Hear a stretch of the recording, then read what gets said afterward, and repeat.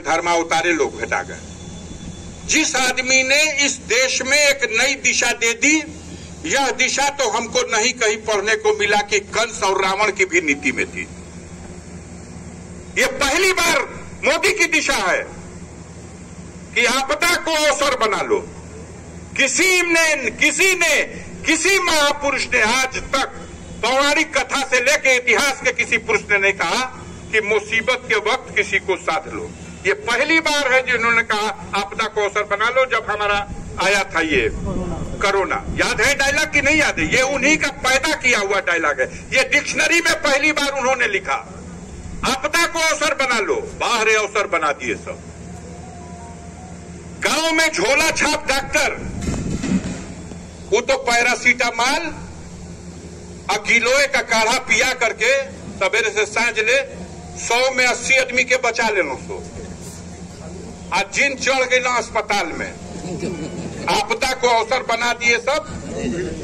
उस सिलेंडर के बगैर मर गए, दवा के बगैर मर गए। ऐसा लूटा है कि 100 रुपए की दवा हजारों में बेचा है, नकली दवाएं बेचा है, ढिढोरा पीटा। जनता गुमराह, ताली बजाओ, थाली बजाओ, झंडा लगाओ, रोशनी करो, फूल बरसाओ, अंधेरा जहाज से फूल बरसाओ, रात का अंधेरिया में लाइट जलाओ। मूर्खों की परीक्षा लेने का ऐसा अद्भुत नमूना दुनिया में नहीं देखने को मिलेगा।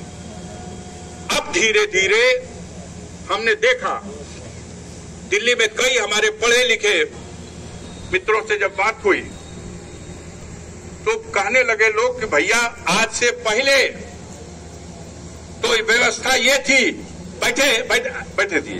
अरे बैठिए भाई, अब डिस्टर्ब मत करिए। आज से पहले ये व्यवस्था थी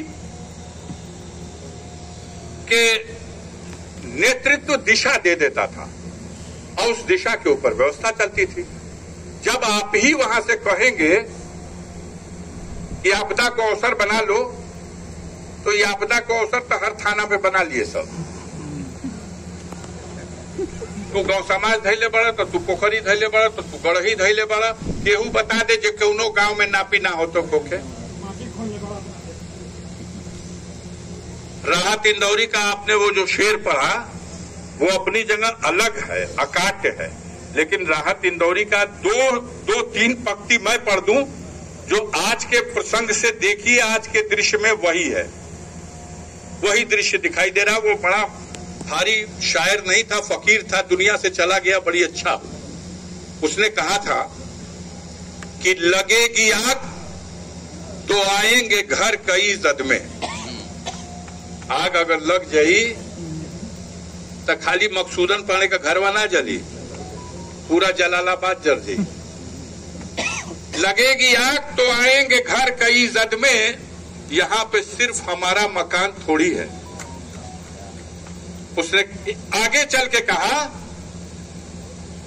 कि यहां की मिट्टी में शामिल, भारत के सवाल पर जो आज बांटने की कोशिश हो रही है, उस सवाल को उसने कितना 1-2 लाइन के पंक्ति में कहा दिया। सभी का खून है शामिल यहां की मिट्टी में, किसी के बाप का हिंदुस्तान थोड़ी है। लड़ा तो सब है, सबने अंग्रेजों के खिलाफ अपनी कुर्बानी दी है, तब देश आजाद हुआ। और देश आजाद हुआ तो आज आपका मौका आ गया। तो एक शेर इसके लिए भी पड़ गया है, राहत इंदौरी। उसने कहा ये सब धुआं है, कोई आसमान थोड़ी है। ये सब धुआं है, कोई आसमान थोड़ी है। अंबिका भाई, जो आज साहिबे मसनद है कल नहीं होंगे, आज साहिबे मसनद है कल नहीं होंगे। किराएदार हैं, जाती मकान थोड़ी है। आज जनता चुन के भेज दी तो आप जो चाहे कर लीजिए। लेकिन आपको रुखसत होना है। रुखसत, आपने मसूलनी की रुखसती का जिक्र किया, आपने हिटलर की रुखसती का जिक्र किया, और दुनिया के हर तानाशाह की रुखसती जो है बड़ी भयावह होती है, उसका इतिहास लिखा नहीं जाता। और वही सारी परिस्थितियां हमारे देश के सामने हैं। संकट में अफजाल अंसारी नहीं है कुबेर तिवारी। संकट में समाज में बुराई के खिलाफ खड़े होकर बोलने वाला नहीं होगा तो कौन होगा? संकट में देश का संविधान है, संकट में देश का लोकतंत्र है, संकट में देश का हर न्याय प्रिय इंसान है। उनका तलवा चाटने वाले जितना मलाई काट लें, उनका भी भविष्य नहीं है। क्योंकि जब देश ही नहीं होगा तो आप क्या करोगे भाई?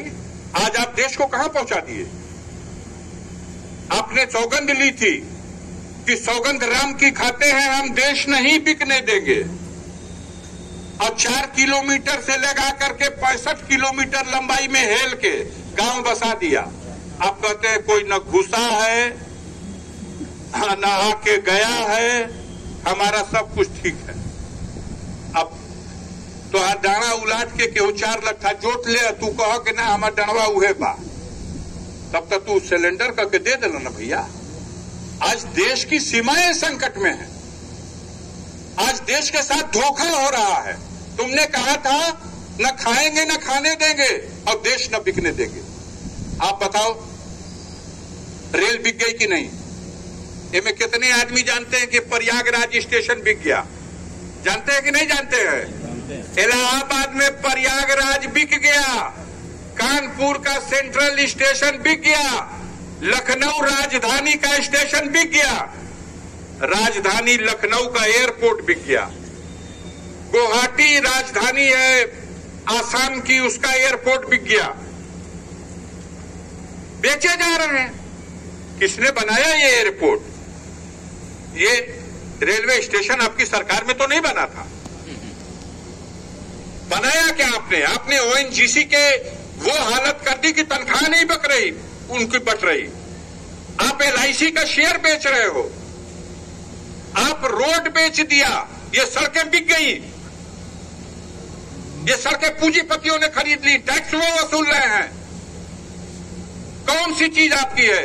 ये बिजली बेच दिया प्राइवेट हाथों को।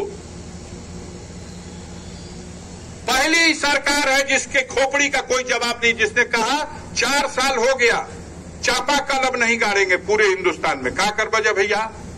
तो हमन का छेद कल जाई धरती में, पताल से पानी निकाल के और घर घर टोटी लगा के पहुंचावल जाई, मीटर लगा के, जैसे बिजली का वसूली होता ओकरा वसूली हुई। एक गांव 4 बरस में, माननीय मंत्री जी उस दिन थे आप, एक गांव गाजीपुर जनपद में सेचुरेट नहीं हो पाया उस पाइपलाइन। एक सिंगल गांव नहीं हुआ, 4 बरिस हो गया। अगर वो गांवन में चापाकलवा ना रहता तो आदमी पानी बिना मर जीता। ये उल्टी सोच के, उल्टी खोपड़ी के लोग हैं। इनकी सोच है कि सरकार के माध्यम से जो एजेंसी काम करती है सरकार की, वो काम अच्छा नहीं होता। और प्राइवेट जितने लोग हैं, बिरला, टाटा, डालमिया, सिंघानिया, धीरू भाई अंबानी, छतन लाल, मदन लाल, ये जितना काम करेंगे लोग, ये काम सब शुभ होगा। इसलिए पूरा देश और पूरे देश की संपदा इन्हीं को बेच दीजिए। 50,000 करोड़ रुपया माफ करके भी अगर वो कहता है कि हम गरीबों का कल्याण करते हैं, अनिल अंबानी का पैसा माफ किया। मुकेश अंबानी का सगा छोटा भाई है अनिल अंबानी। मुकेश अंबानी एशिया का 7वां बिगेस्ट धन पशु पूंजीपति। अपने भाई का कर्जा अदा कर दो तो ओकर कर्जा मोदी की सरकार माफ कर देगी। अब मुख्तार का मुकदमा में अफजाल अंसारी का कुर्की कर दी। मुझे इसकी चिंता नहीं है।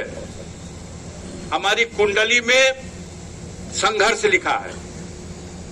हम जब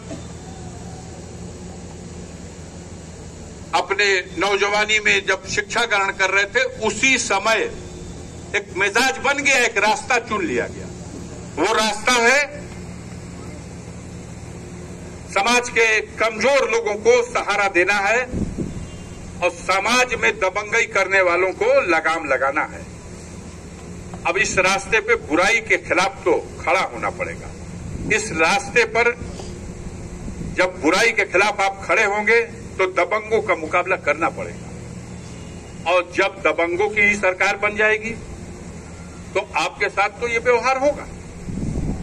लेकिन इस व्यवहार से तुम चाहोगे कि मेरा हौसला टूट जाए, ना ना, ये संभव नहीं है।